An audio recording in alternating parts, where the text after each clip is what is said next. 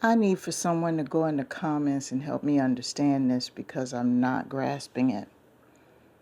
You all know that we're living in difficult times. I'm not going to give you the laundry list of things, but in general, we got health crisis going on, natural disasters, climate change, we've got war.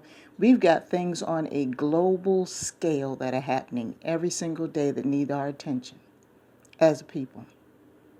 So explain to me why you want to pay attention to something that you think is a problem that is not a problem based on some lecture you've heard or based on some book you've read or some article from someone with a fancy name.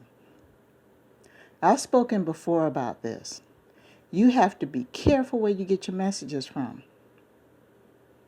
Now, me personally, I don't understand the racial division that's going on right now. First of all, this is not the time, period. This ain't the time. I'm talking to the white supremacists. I'm talking to the black supremacists. I'm talking to the Middle Eastern supremacists. And I'm talking to European supremacists and any other supremacists that I've left out. I'm talking to you. What makes you think that you are going to get anywhere by gassing people up on issues that may or may not exist based on your perception? Now, am I in denial that there is racial discrimination and racial disparity? I am not in denial, but there are channels that you can go through to correct those matters without gassing up a whole bunch of strangers. You walk around with your picket signs, posting on social media every single day, talking. But what have you done? How are you living? Now, I've spoken before about street philosophers. A lot of these people have criminal records, uneducated, and don't take care of their responsibility. A lot of them, not all of them, but a lot of them.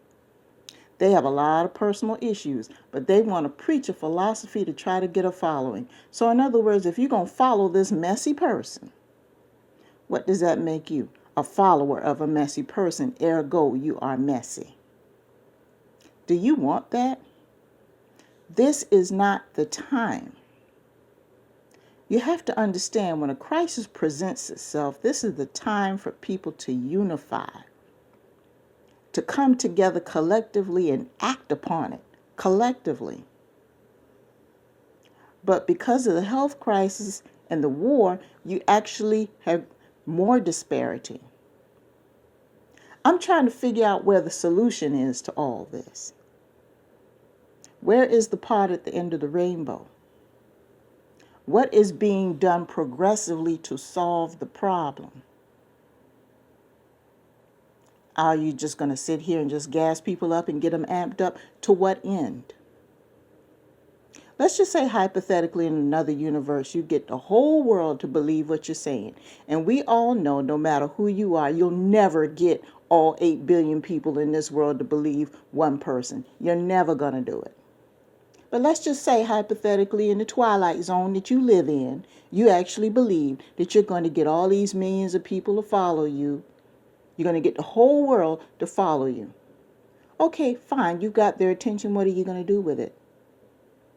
What action are you going to take to address these so-called issues that you brought up? To bring these philosophies that you created into fruition? What are you going to do? See, I live in a world of action because it took me a while to understand it. It takes action to solve problems. You have to work to get results. That's the world I live in. And it's okay to discuss things. It's okay to plan. But discussing and planning all the time without any action does not solve a problem. There's a time when you got to wake up. And I'm just telling you, right now is not the time to be worrying about why this group of people is not thinking the way you thinking and why they're different from this and that and the other. Let's address the health crisis. Let's address that, because every single day on social media, on the news, there's a health crisis. And when we thought everything was calm, it pops up again. So it's like we don't know what's going on with this, and it's creating a state of confusion. So I'm sorry if I don't chime in on some protest going on somewhere else. It's not that I don't care. I care about their situation. It could have been some injustice that was served, and I'm truly sorry about that. But I'm sorry if I have to go out every single day wearing a mask and praying that I come home safely every single day. That's going to take precedence over somebody that's sitting on somebody's city hall doorstep. It's going to take precedence. I can think about that. That's secondary. That's not primary. Self-preservation is the first law of nature. That's what I was taught as a child, and I hold to that.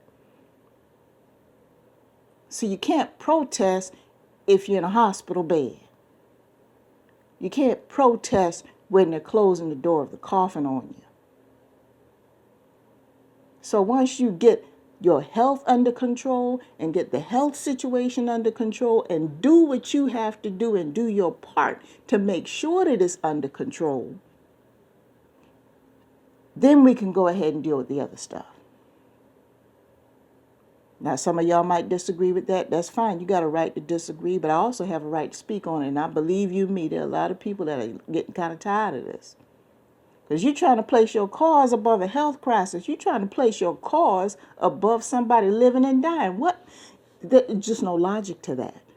Zero logic at all. There is no cause, no political viewpoint, no financial situation or anything like that is going to take precedence on whether or not I can take my next breath. It's not going to take precedence. So hopefully this will help somebody wake up. Don't let somebody with a whole bunch of letters in the back of their name or the front of their name or the middle of their name or whatever the case may be, who looks good, sit there and have you not think about your basic need to survive. Don't let them distract you from that. That's all I got to say.